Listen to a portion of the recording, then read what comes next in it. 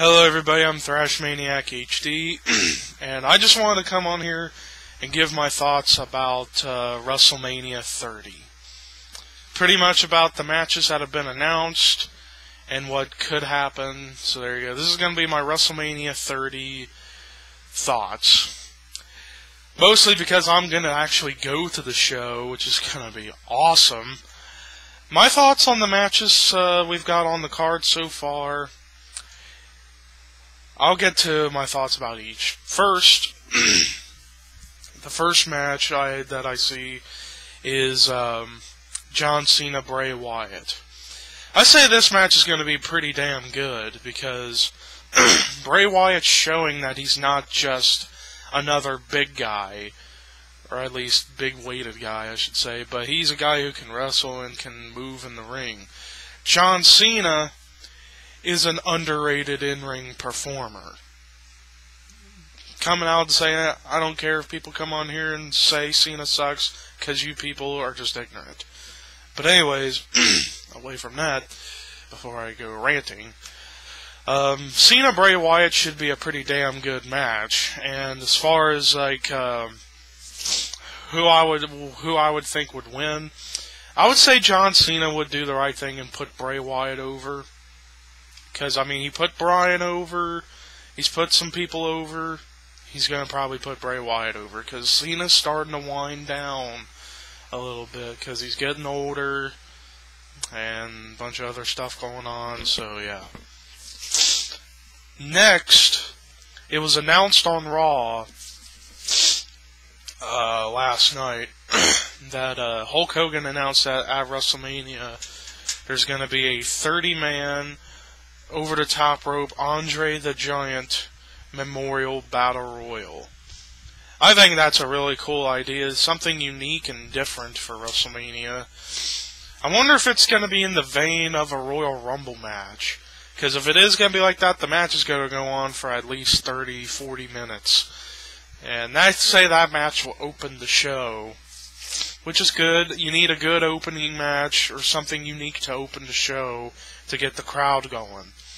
I think an Andre the Giant 30-man Battle Royal is something cool in memory of Andre the Giant, rest in peace. Something cool on Hogan's part to actually have this happen. And the winner gets the Andre the Giant Memorial Trophy, which is pretty interesting. So far, only 3 people have been confirmed to be in the match. Ryback, Curtis Axel, Big E. As far as anybody else, I could definitely see Cesaro, Swagger being in the match.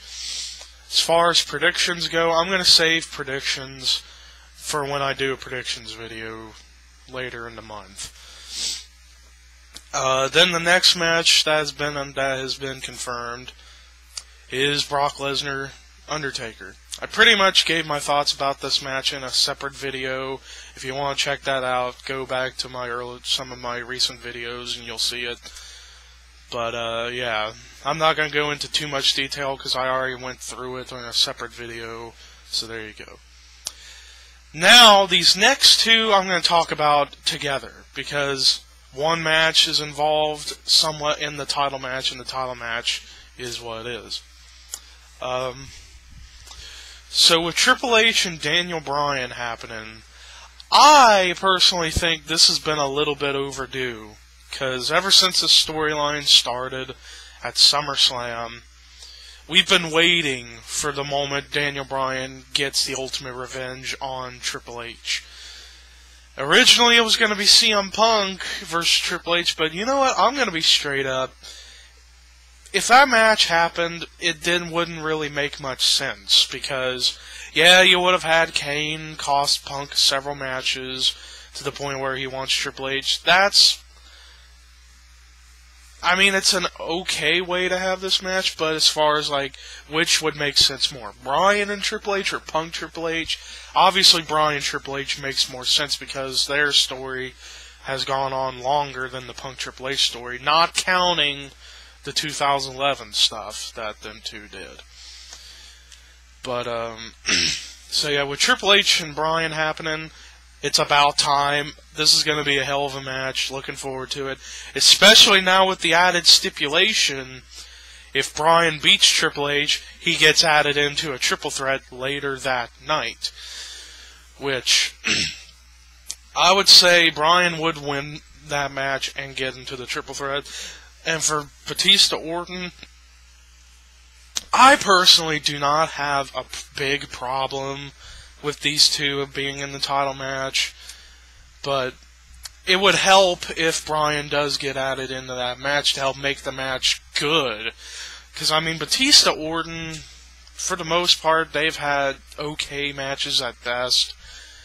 This match I probably wouldn't expect very much, so it would be a good thing if they let Bryan win that Triple H match, get added in to help make this match good.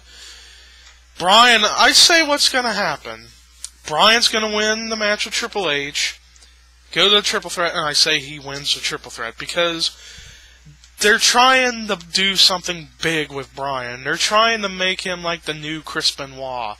Not in the way people would say with the whole killing shit. But I'm talking about is like from Benoit's 2004 run, when he won the belt at WrestleMania 20, it was a huge moment. They're trying to recreate that magic with Daniel Bryan, but on a much bigger scale. So, because WrestleMania that ends at 0, numbers that ends at 0, are always really good shows. WrestleMania 10 was a great WrestleMania. WrestleMania 20 was another great WrestleMania, though not as great as 10. WrestleMania 30, I'm looking for this to be a hell of a show. So there you go. As far as like other matches that I think could happen, possibly could see Dean Ambrose versus Roman Reigns for the U.S. title with Seth Rollins as the referee. Something like that. That's just with me when it comes to the Shield involvement at WrestleMania, or be in that Battle Royal. And a tag title match between the Usos. Actually, maybe a 4-way tag title match. The Usos, the New Age Outlaws, Cody, Rhodes, and Goldust, and rumored to be a potential tag team between Miz and Dolph Ziggler. Something interesting, a 4-team, 4 corners tag match. That would be awesome. So yeah, those are a couple matches I could look to see happen at WrestleMania, and as well as a Divas title match, AJ Lee versus somebody.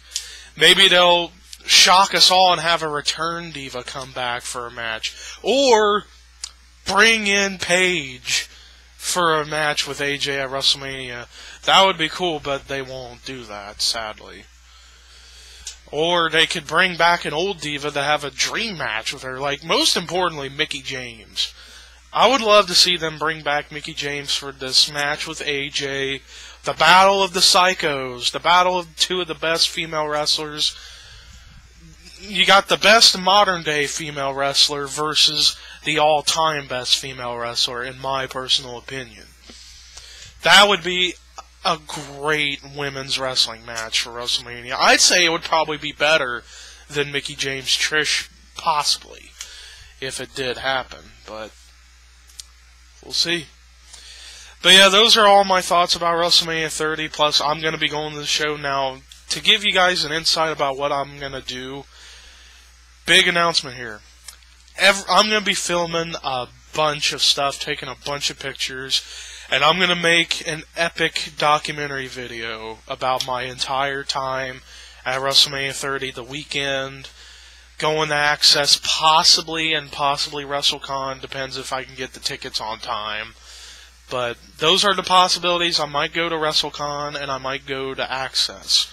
So I'm going to be taking a bunch of pictures there, filming a bunch of stuff. I'm going to be meeting up with so many people, it's going to be ridiculous.